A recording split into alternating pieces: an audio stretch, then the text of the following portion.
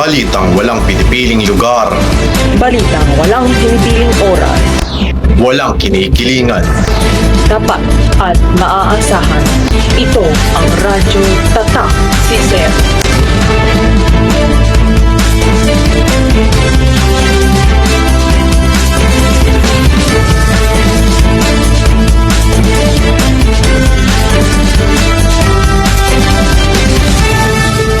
Magandang umaga, Pilipinas.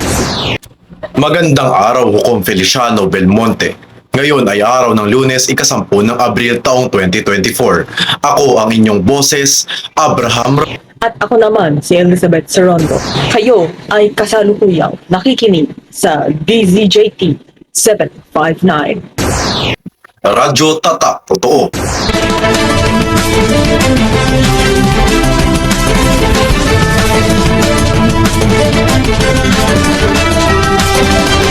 Sa ulo ng mga nagbabagang balita, Pangulong Marcos umaasang maiiwasan ng China harassment. Para sa balitang demografiya, Jeka Cortez, ipatrol mo. Umaasa si Pangulong Ferdinand Marcos Jr. na maiiwasan na ang mga insidente ng pangharas ng China sa West Philippine Sea matapos ang Multi-Maritime Cooperative Activity. Ayon kay Marcos, naging maganda ang katatapos lang na aktibidad sa pagitan ng Australia, Japan, Estados Unidos at Pilipinas itong ika-7 ng Marso. Ginagawa rin anya ng gobyerno ang lahat kabilang na ang pakikipag-usap sa ministerial level at people-to-people level para makausap ang liderato ng China at Beijing para sabihin na wag na masyadong painitin pa ang sitwasyon. Ako si Jeka P. Cortez, nagpapatrol. Balik sa iyo, Elizabeth. maraming salamat, Jeka. Para sa balitang politika, botanteng nagparehistro sa 2025 midterm polls 1.9 million na.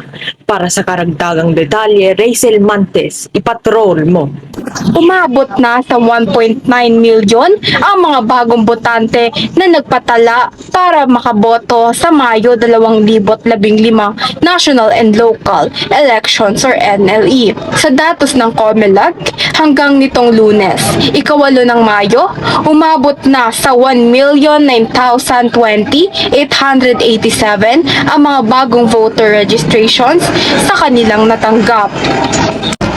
Sumunod ang National Capital Region o NCR na mayroong 2,084,921, Region 3 na mayroong 2,017,151, 7 na mayroong 1,038,867, at Region 11 na mayroong 1,021,124. Ako si Rachel Faith Mantes, nagpapatrol. Balik sa iyo, Abraham. Maraming salamat, Rachel. Marcos hinikayat ang mga Muslim bumuo ng lipunang nagmamahalan ngayong Eid al-Fitr. Para sa balitang antropolohiya, Judea Balisi, ipatrol mo. Nananawagan si Pangulong Ferdinand Marcos Jr. sa mga Pilipinong nananampalataya ng Islam na magpanday ng lipunang-puno ng pag-ibig, kasaganahan at awa habang binabati sila ng Eid al-Fitr. Anya, oportunidad ito para magbigay pasasalamat para sa spiritual renewal at nourishment dulot ng isang buwang pagdarasal, sakripisyo at paghingi ng tawad. Hinihiling din ng ating presidente ang patuloy na pagbibigay ni Allah ng karunungan at katatagan habang sinisikap makamit ang pagkakaisa, kasaganahan at pakikipagkapwa sa lahat ng tahanan at komunidad. Ako si Judea Balisi, nagpapatrol. Balik sa'yo, Elizabeth. Maraming salamat, Judea Balisi. Para sa balitang linguistika, KWF inalmahan ang panangkulang ipinagbabawal ang Filipino dubbing ng English movies at programs. Para sa karagdagang detalye, Niza Lucero, ipatrol mo.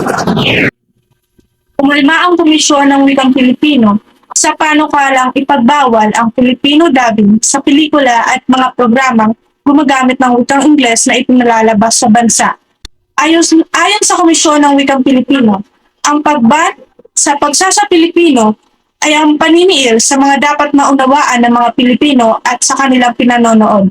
Binigyan din ng Komisyon ng Wikang Pilipino na itaguyod ang pag-unlad ng Wikang Pilipino bilang wikang pambansa at ng mga katutubong wika sa Pilipinas, patungo sa pagkakaunawaan, pagkakaisa at kaunlaran ng simbolong Pilipino.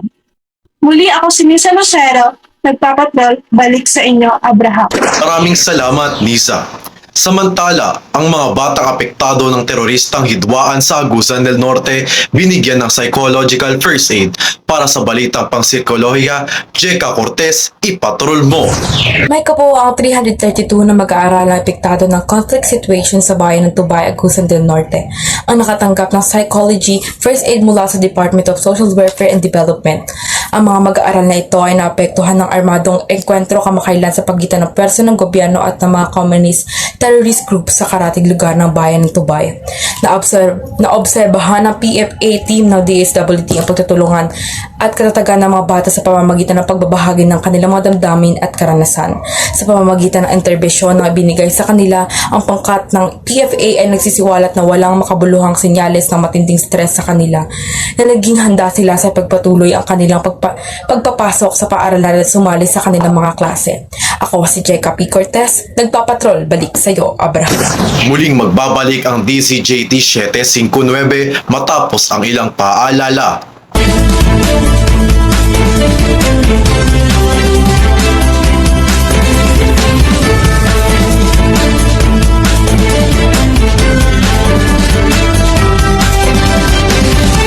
Let us welcome contestant number 3.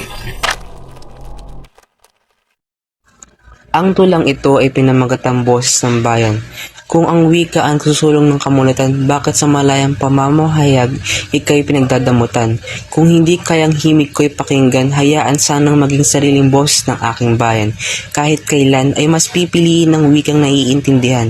Ngunit paano ang ibang himig nalilunod sa karasan? Natatakot ba silang mag-alab ang puso ng mamamayan? Patunay lamang na ito na ang wika ay makapangyarihan. Maraming salamat, Makata number 3. Tunay ngang napapanahon ang iyong napiling paksa sapagkat laganap ngayon ang paglabag sa tinatawag nating press freedom. Kaya naman, kailangan talaga nating magtulungan upang labanan ang mga paglabag dito. Sapagkat wika lamang ang tanging makapanggigising sa natutulong nating kamalayan at diwa. Ang paalalang ito ay hatid sa inyo ng Philippine News Agency at ng himpilang ito.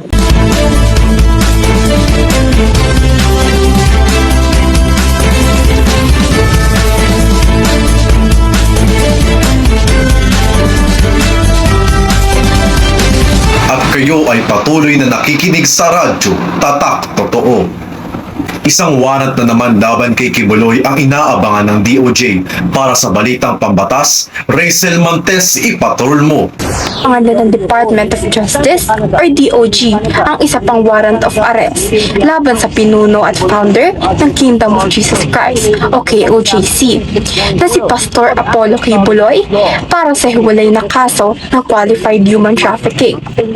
Ang kaso ay inihain ng DOJ Pasig City Regional Trial Court matapos baliktarin ni Justice Secretary Jesus Crispin Remulla sa inilabas na resolusyon noong 5 ng Marso taong 2014 ang pagbasura ng Davao City Prosecutor's Office sa mga kasong rape, qualified human trafficking at child abuse laban kay Kibuloy. Ako si Rachel Faith Montes, nagpapatrol, balik sa iyo, Abraham. Maraming salamat, Rachel. 1,315 naman na batang lansangan ang narescue ng MPD. Para sa balitang sosyolohiya, Jedea Balisi, ipatrol mo! Nasa 2,315 ang mga minor de edad na nakatira sa lansangan ang nasa jeep ng mga tauhan ng Manila Police District sa mga operasyong isinagawa mula Marso 1 hanggang Abril 5 sa taon ng 2024. Ayon kay Manila Police District Director General Tomas Ibay, isang responsive at holistic approach umano ang kanilang pinatutupad sa anti-terrorism at anti-crime strategy para maiwasan, makontrol at masugpo ang mga krimen. Kabilang na rin ang pagtitiyak ng kaligtasan ng publiko. Maayos namang tino-turn over ang mga minor de edad sa kustodiya ng barangay, Reception and Action Center ng Maynila District Social Welfare. Ako si Jedea Balisi, nagpapatrol. Balik sa'yo, Abraham. Maraming salamat, Chidea. Sa paggunita naman ng kasaysayan, ginunita naman ni Bongo ang healthcare workers bilang modernong bayani ngayong araw ng kagitingan.